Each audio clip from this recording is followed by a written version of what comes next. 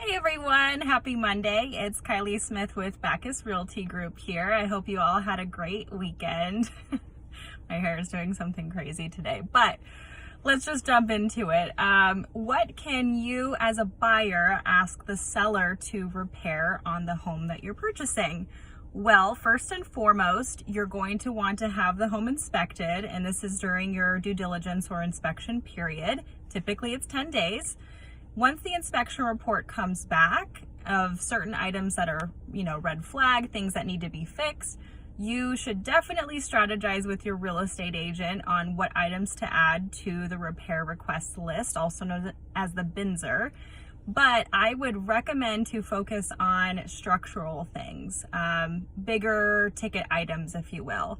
So, plumbing, wiring, foundation, anything like that.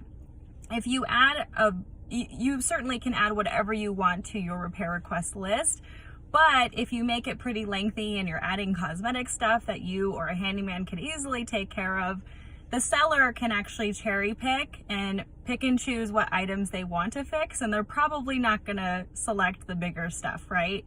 So if you focus on those larger items, they're going to take you more seriously. They're going to think, okay, well, they're being reasonable. This is something that I can fix, and you're focusing in on the bigger ticket stuff. And sometimes sellers will even offer a credit in lieu of repairs, maybe. So those are just a couple tips and tricks for your inspection period. If you have any other questions, please reach out. My email is Kylie@BacchusRealtyGroup.com. That's spelled Kylie. Hope you enjoy your week. Thanks for watching.